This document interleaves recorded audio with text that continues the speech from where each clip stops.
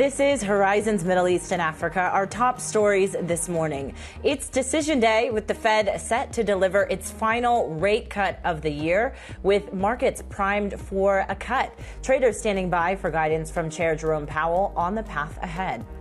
Abu Dhabi Finance Week is underway with the world's biggest financial firms in the Middle East. We are live in Abu Dhabi with the latest on the mega deals announced so far.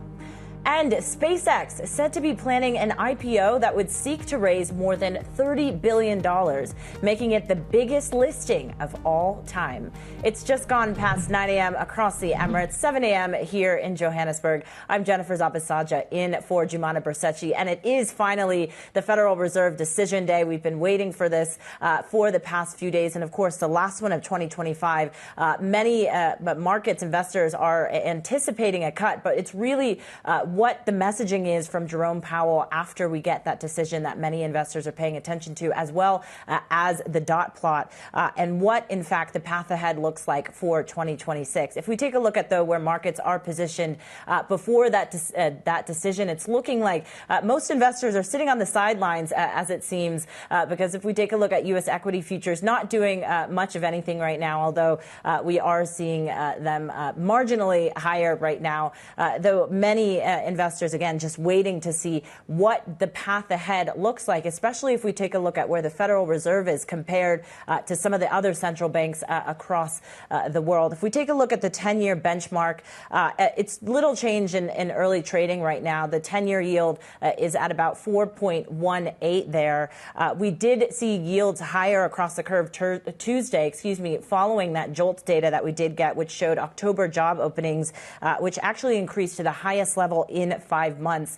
So paying close attention to where the U.S. 10-year yield and really yields go after that decision from the Federal Reserve. Silver has also been a very interesting story. We told you a few days ago about the trajectory of appreciation for silver and copper compared to what we've seen from gold. If you take a look at where silver is at right now, extending its rally above $60 an ounce, which we saw for the first time on Tuesday, up just about 0.7% there. And so we're watching closely where the white metal goes now. Part of the appreciation has stemmed from some of the supply tightness and also bets on potential further easing from the Federal Reserve. And let's just finish on Brent crude, up just about 0.1%, just over 0.1% there.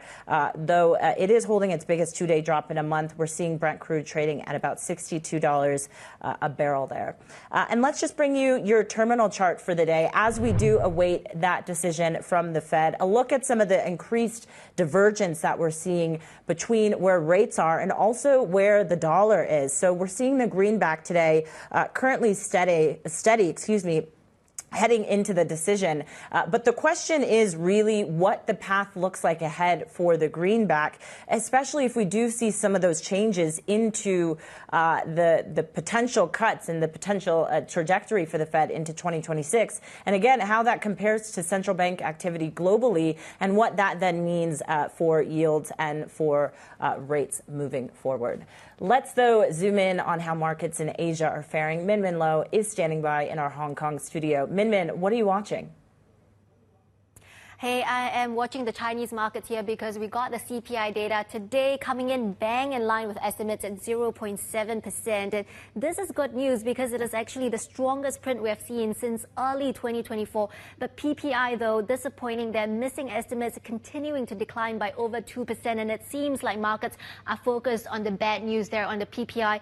Mark Cranfield from our MLive team also saying that the strong CPI number perhaps cementing bets that the PBOC may not be in a hurry to cut rates. So, of course, that's not great for equities here, down about 0.7% onshore. The yields not moving a lot here. The yuan as well, just strengthening very slightly. We are watching the bond market in China, though, because we have been seeing the yield curve steepening. If you look at the spread between the 2s and 30s, that's been expanding. And it's interesting to see this because the lower end of the curve has been coming up because of expectation that maybe the PBOC policy might cut rates perhaps in the second quarter of next year, just judging from the Politburo readout, the continuity in the Chinese monetary policy. But the longer end, we've seen a sell-off recently. A part of it is increased supply, 30% higher this year on the back of expansionary fiscal policy, and we are set to see that trend continuing. And this is notable given that it is pretty much the opposite of what Japanese bond markets are doing, and we're seeing a flattening yield curve in Japan versus a steepening curve here in China. Thanks so much, Min Lo in Hong Kong for us. We'll check back in with you in just a bit. Let's bring you some breaking lines, though, that we are getting into the newsroom. Amazon right now planning to invest more than $35 billion in India through 2030. This is significant because we are hearing from Amazon's senior VP for emerging markets speaking right now in New Delhi, reiterating that the company is actually pledging to invest more than they had intended to previously. Our reporting had suggested the company planned to invest an additional $15 billion in India by 2030. So now it looks like that is increasing, and also follows some other news that we've gotten from Microsoft yesterday, investing $17.5 billion for India. So it's looking like more investment coming from some of these major tech players to India, and we'll continue to follow what he says as he is speaking in New Delhi. But let's turn back to our top story. President Trump says people are starting to learn the benefits of his tariff regime as he seeks to convince voters his administration is addressing affordability concerns. It's amazing. It's the smart people understand it. Other people are starting to learn, but the smart people really understand it. Joining us now from Singapore is Bhaskar Laxminarayan, the CIO for Asia and Middle East at Julius Baer.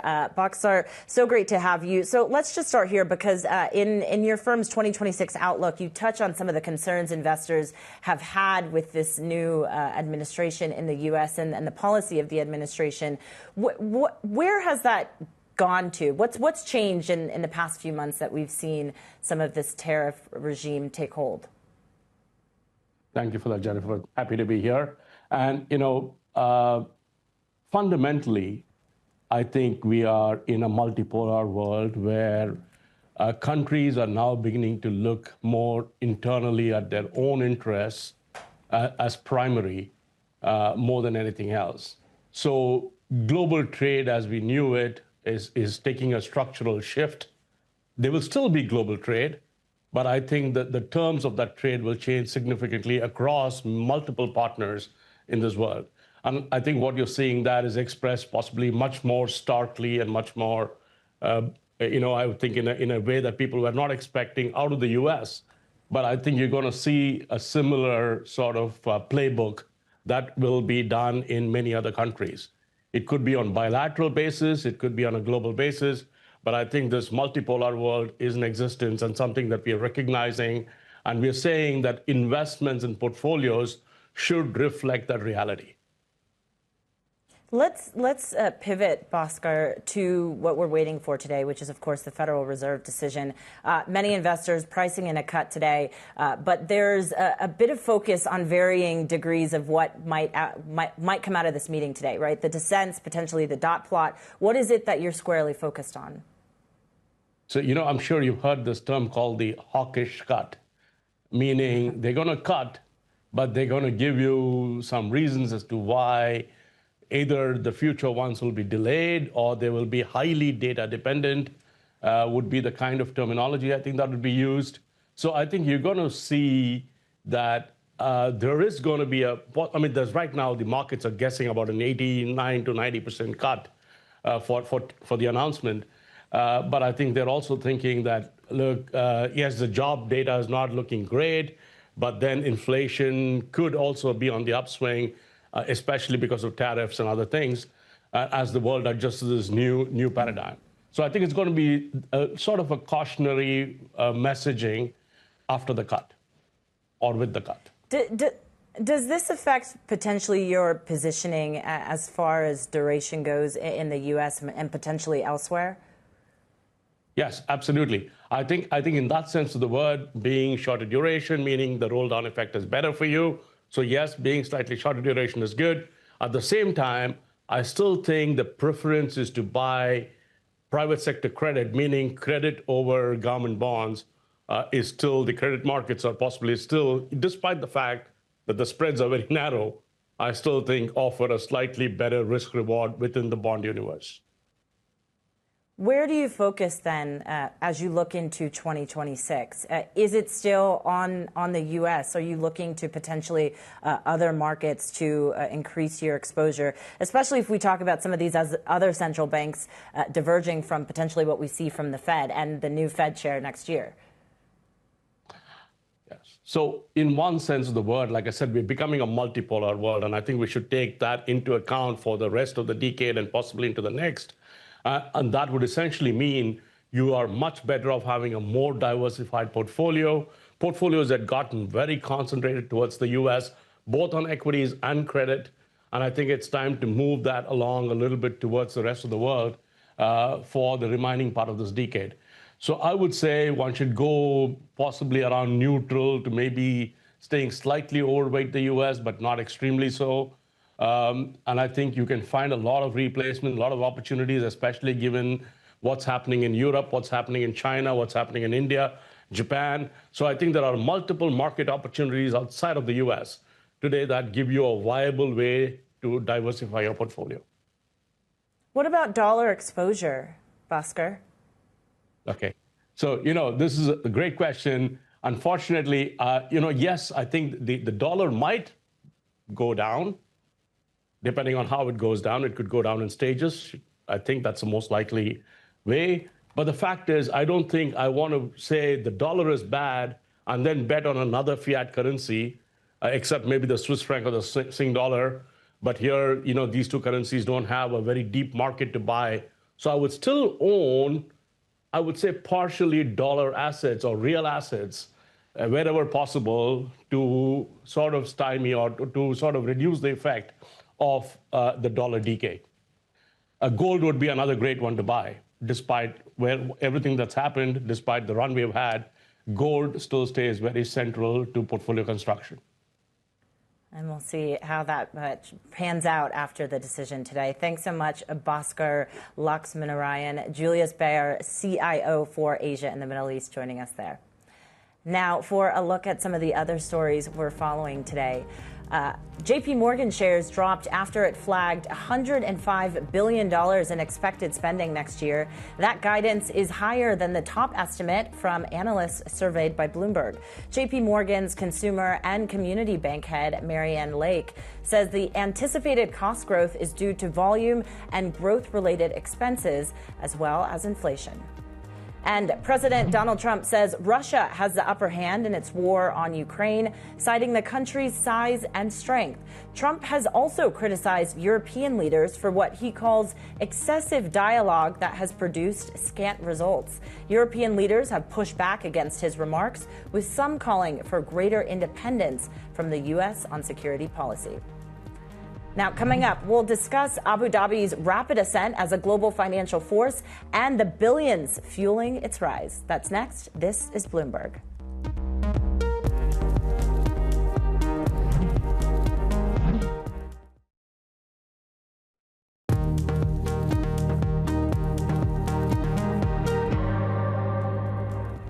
Welcome back to Horizons Middle East and Africa. I'm Jennifer Zabasaja in Johannesburg.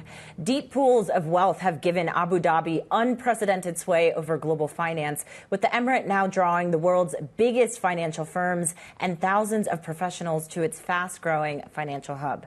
Bloomberg's Abir Abu Omar joins us from there now, and she's been reporting there over the past few days. Abir, walk us through what's driving this rapid expansion of Abu Dhabi's global financial influence. This is something that we have really seen expedite over the past few months.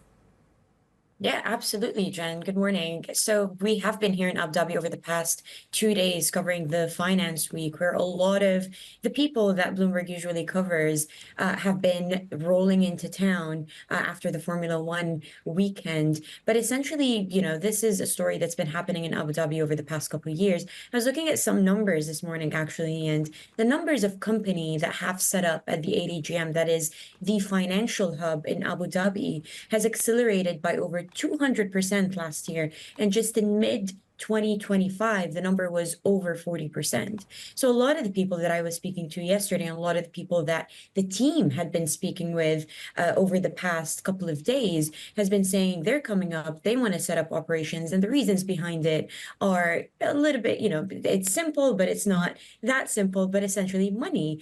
This country, the UAE, but Abu Dhabi in particular, is home to some of the largest sovereign wealth funds in the world, over $1 trillion in assets under management.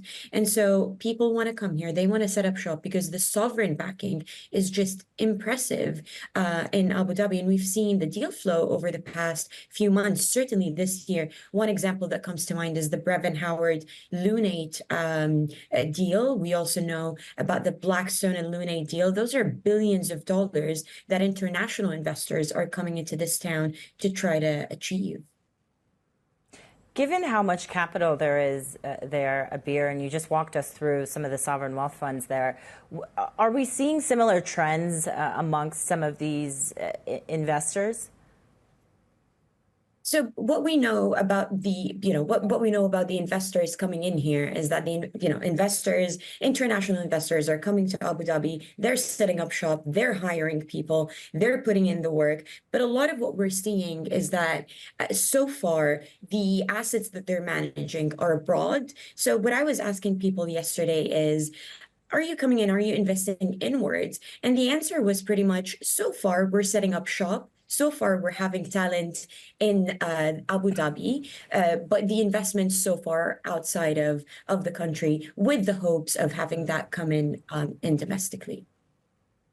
So still a lot to watch there. Bloomberg's Baer Abu Omar, great work on the ground in Abu Dhabi. Thanks so much for joining us. Now, for a look at some of the other stories we're following today. The Middle East IPO boom is losing steam as valuations come under scrutiny and listings roar back in the U.S. and Asia. The Gulf's listings volumes have fallen to their lowest since the pandemic as investors become more selective. The moves come as the benchmark Tadawul index has dropped nearly 12% this year.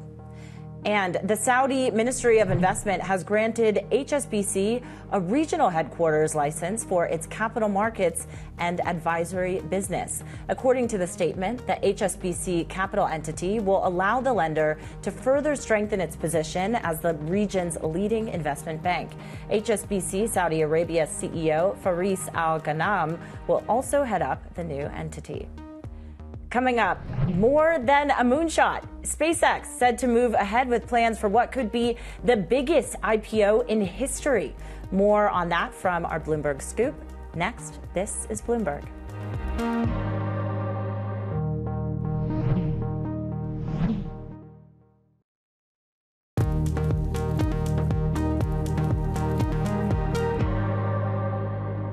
Welcome back to Horizons Middle East and Africa. I'm Jennifer Zabasaja in Johannesburg.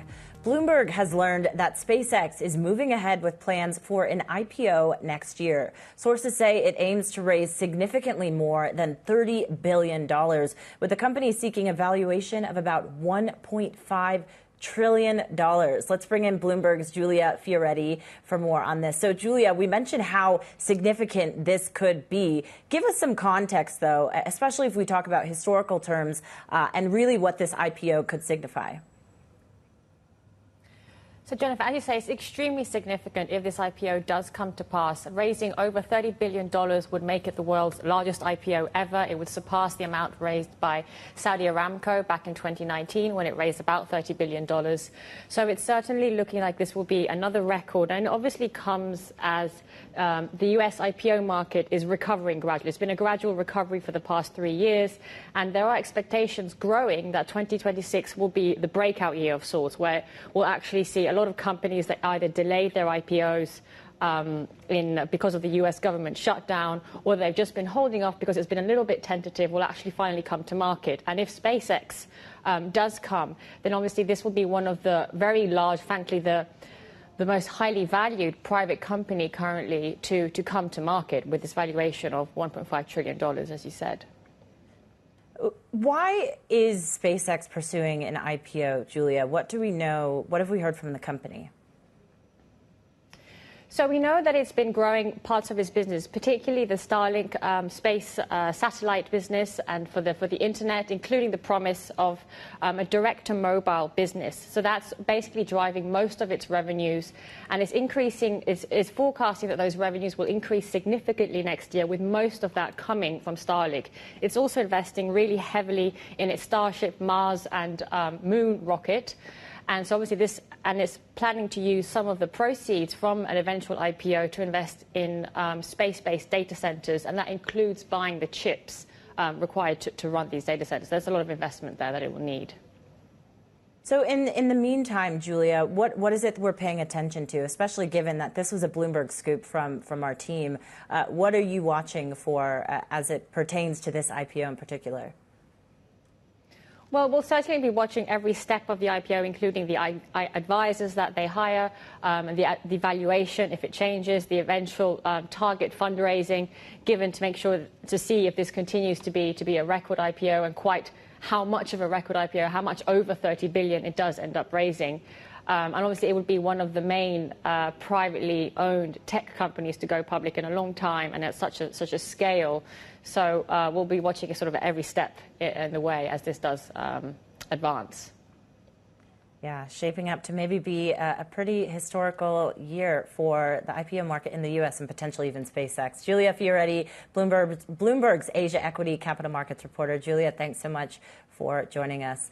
Let's just take a look at where your markets are trading right now, just ahead of the Federal Reserve decision coming later today. It's looking like a bit of sideways activity, as you can see there. U.S. equity futures largely unchanged right now.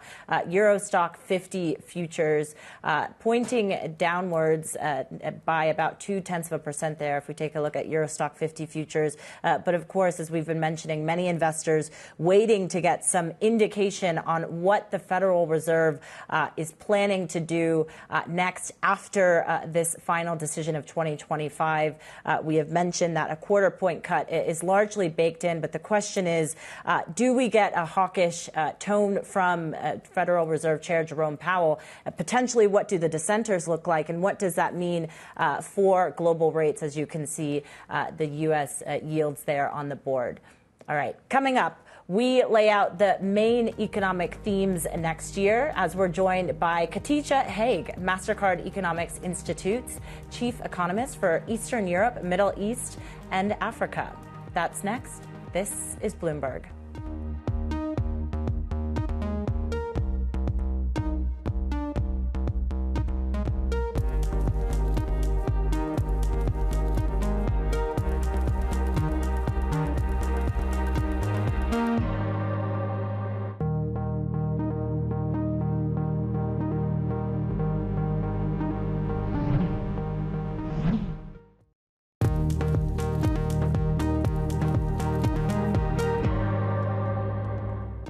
This is Horizons Middle East and Africa, our top stories this morning. It's decision day, with the Fed set to deliver its final rate cut of the year, with markets primed for a cut, traders standing by for guidance from Chair Jerome Powell on the path ahead.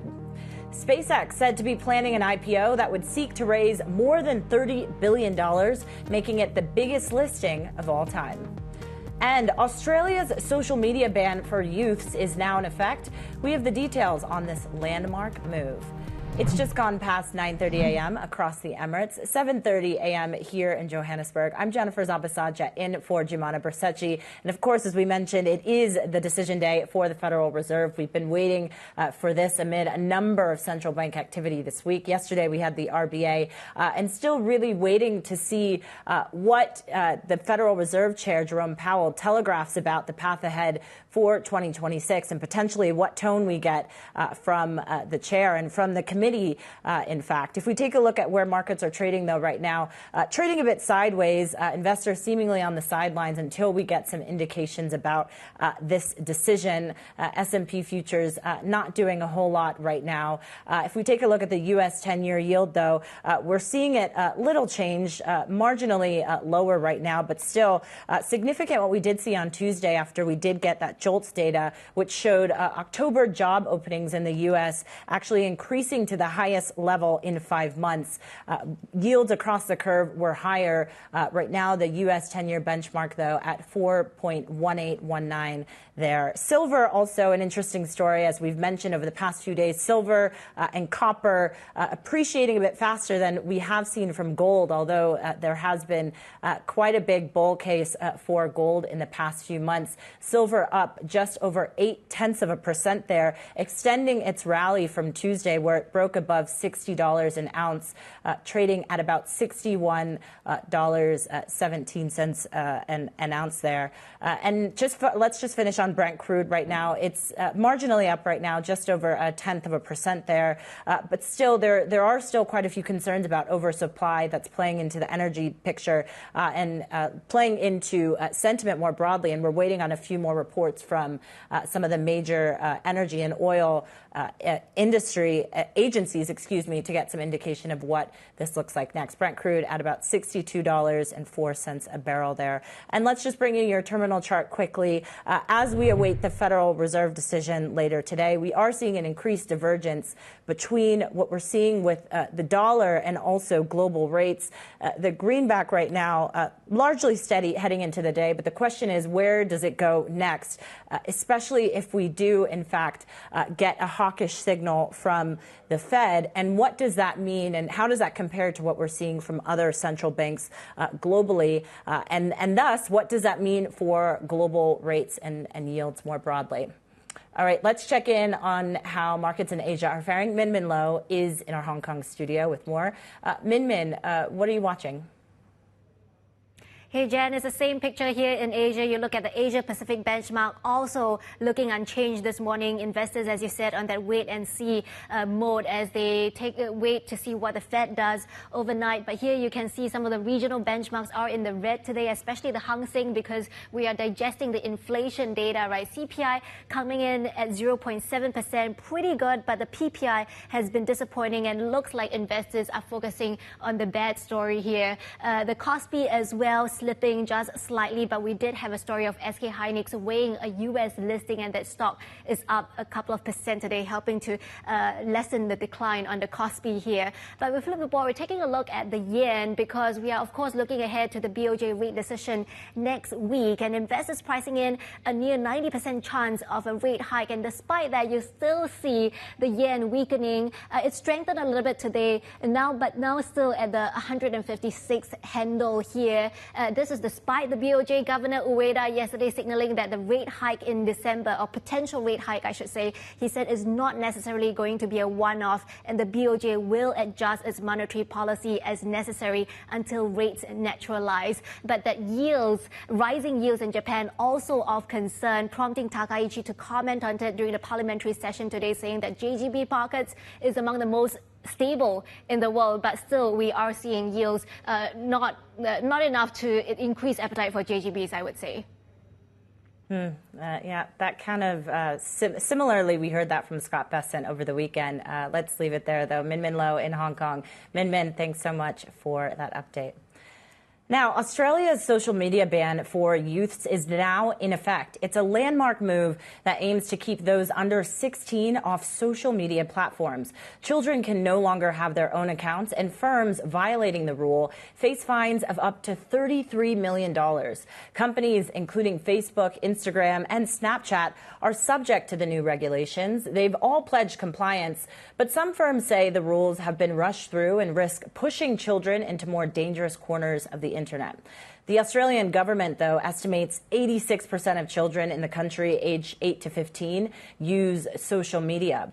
The world is closely watching Australia's move, with policymakers in Europe, Indonesia, and elsewhere also looking to rein in big tech, even as the industry sees young users as key to fueling future growth. Let's bring in Newly Purnell, Bloomberg's tech reporter, who also dug into this for Bloomberg. So, Newly, I think many people are wondering, how exactly is this going to be enforced in Australia? What did you find?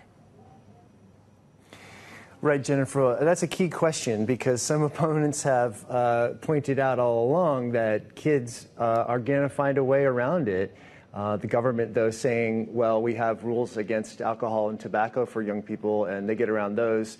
from time to time, but it doesn't mean we shouldn't try, and we want to create this social norm. Now, what the tech companies are doing, they're using a variety of means. We've seen today that now in Australia, if you try to sign up for an account on Facebook, Instagram, some of the other platforms, you're greeted with a message saying, sorry, we can't do that here in Australia. Then for existing users, so those under 16, they are using a variety of methods. Some are being asked to take video selfies or upload documents, government ID that could verify their age. So a variety of different methods. And so far, though, it seems like the means that they're using are working. I don't know if video selfies are the way to go, but I mean, this is really interesting because, of course, tech companies not likely to want this to move forward, especially spread across the world. What are we hearing from them?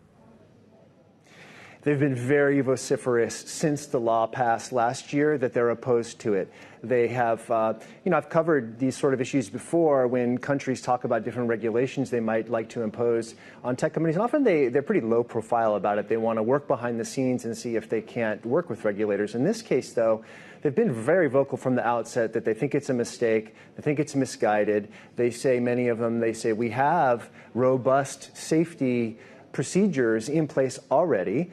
It's just going to force kids into darker corners of the internet, as they put it, or places that have fewer fewer safety mechanisms in place. We are seeing that app charts show some alternates to some of these apps. For example, Xiaohongshu, otherwise known as Red Note from China, Lemonade from China as well. That's a ByteDance app, seem to be gaining in popularity. And then some worry that they could go to just other apps that have less restrictions. All right, Newly Purnell joining us there with that story, and it's now available on Bloomberg. Really fascinating to watch that. Bloomberg tech reporter Newly Purnell, thanks so much. Now, the Mastercard Economics Institute has released its annual report examining the major themes that will shape next year's economic landscape. The report expects global GDP growth to moderate at 3.1%, but Middle East and North African output will rise by 3.6% next year. Joining me now is Khatija Haque, Chief Economist for Eastern Europe, Middle East, and Africa at the Mastercard Economics Institute. Khatija, thanks so much for joining us. So if we take a look at some of the countries that you and your team focused in on, there's quite a bit of spread as far as GDP growth for 2026. Can you talk about what separates some of these, especially the GCC countries, apart? Yes, thanks very much, Jennifer. It's nice to be here. The outlook for MENA is pretty constructive overall, but there is going to be a lot of disparity between the countries in the region. We've got the oil exporters looking to grow probably at around 3.8%. But again, that headline growth rate is masking a slowdown in what we expect to see, a slowdown in oil and gas production, and a fairly robust non-oil sector still next year. So for the UAE and Saudi Arabia, for example, we're looking for close to 5% non-oil sector growth in 2026. And then that will vary across the rest of the region, again, depending on the size of these economies and how diversified they are. How do we see potential rate cuts and inflation playing into the picture, Khatija? So across EMEA, but especially in the Middle East and North Africa, we are expecting to see consumers play a big role in driving growth next year. And that's really factoring in the lower inflation that we've seen. So we've seen pretty substantial disinflation already in 2025, and we're expecting that to continue in 2026. We have lower energy prices likely to support that disinflation process.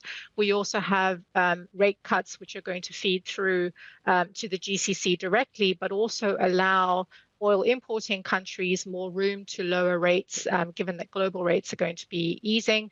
And all of that is going to lighten the burden on households. We also have in some countries in the region pretty robust wage growth. And so we're seeing a strengthening in purchasing power for households. And we think all of that is going to add up to a fairly strong consumer in 2026.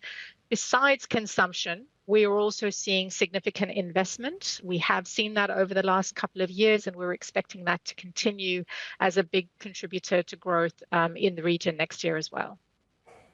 If we do, in fact, Khatija, see more investment shifting to EMs, what's the risk if we look at some of the geopolitical tension that still exists and, of course, the fragmentation that persists globally? So I think those risks remain. We are in a region where geopolitics is always sort of in the background as a potential risk. It can disrupt the flow of capital. It can disrupt, tourism and other sectors in the private sector. But overall, we're quite positive about the outlook next year. We think this region overall stands to benefit from some of the shifts that are happening in the global economy.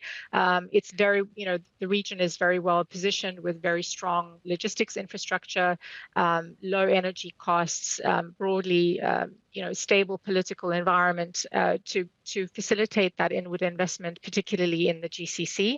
We're also seeing significant growth in investment in renewables, and that's not just in the oil exporting countries, but also in other parts of North Africa and, in fact, the rest of Africa as well. So we're seeing inflows into green hydrogen. We're seeing inflows into solar power and other forms of renewable finance, both by governments, but also from investment from the GCC into the rest of the region as well. And Khatija, let's just finish on Africa, as you mentioned it there. Yesterday, we did see the IMF actually revising its projections for South African growth in 2026. Still not what an economy of this size should be, but what does Mastercard anticipate potentially the greatest opportunities and risks for the economy in the next year? So for next year, we're looking for around 1.2% growth for South Africa. And again, as you say, that's a lot lower than we would like to see for an economy of that scale and an economy that has grown at a much faster pace in the past. I think the fund is a little bit more optimistic. They've made a slight upgrade to their 2026 forecast, but again, they've highlighted the downside risks. I think what we've seen suggests that consumers, again, are going to remain a key driver of growth in South Africa. They're also benefiting from relatively low inflation, from falling interest rates, and from real wage growth. And we've seen that already in 2025, and we expect that theme to continue in 2026 as well. Fascinating insights there. Khatija Haque, Chief Economist for Eastern Europe, Middle East, and Africa at the Mastercard Economics Institute. Thanks so much, Khatija, for joining us and for sharing your insights. Now, coming up, Mozambique pushes TotalEnergies to restart its massive $20 billion LNG project as a cost review drags on. We'll bring you that story next. This is Bloomberg.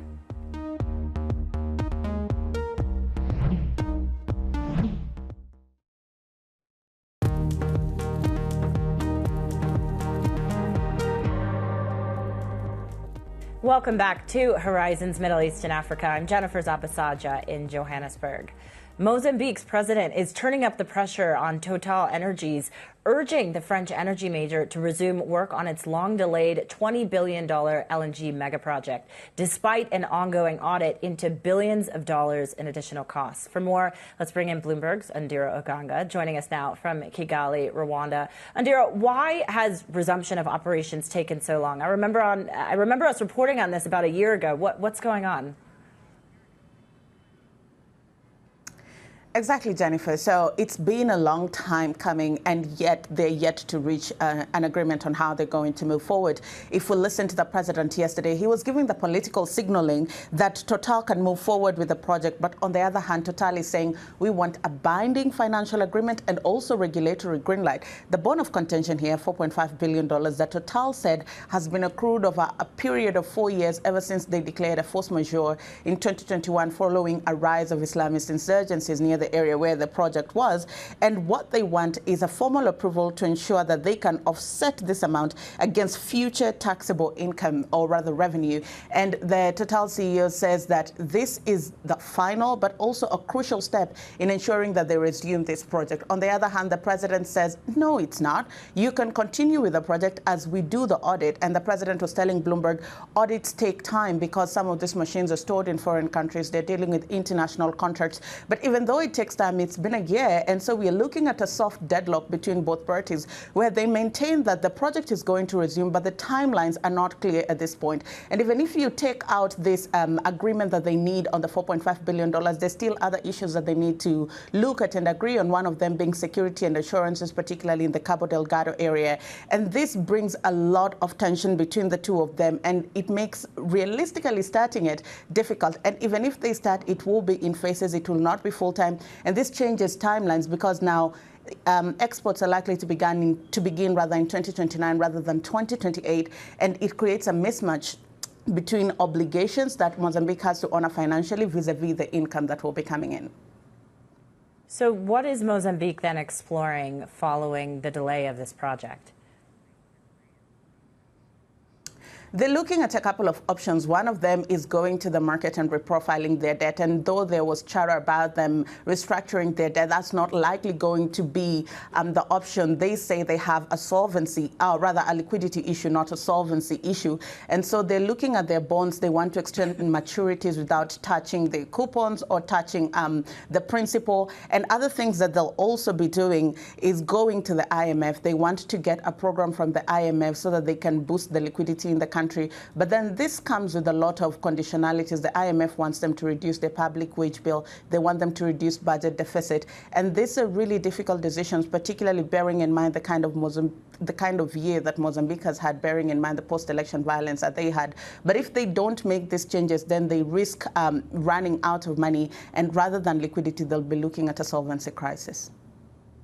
Yeah, not something the new president wants to deal with. Bloomberg's Indira Oganga in Kigali, Rwanda. Indira, thanks as always for your reporting. Now, for a look at some of the other stories we're following today. The United Nations says renewed fighting in eastern Congo has forced more than 200,000 people to flee in the past week.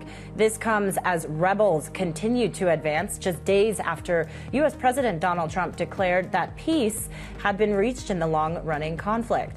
The UN says schools and other civilian infrastructure have also come under attack in clear violation of international law.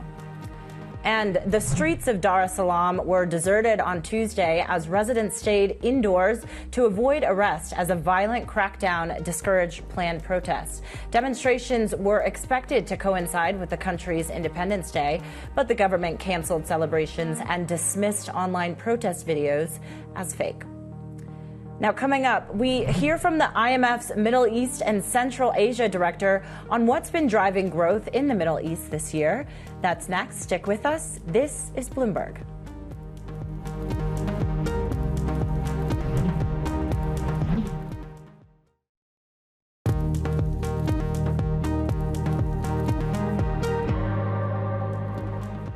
Welcome back to Horizons Middle East and Africa. I'm Jennifer Zabasaja in Johannesburg.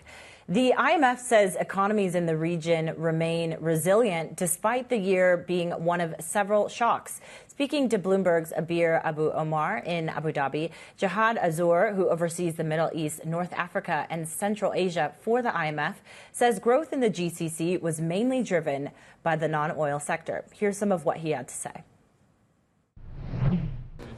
Well, despite the shocks and the uncertainties of 2025 performance in GCC economies was better than expected, mainly driven by the performance of the non-oil sector in 2025, following a couple of very good years that reflected the diversification.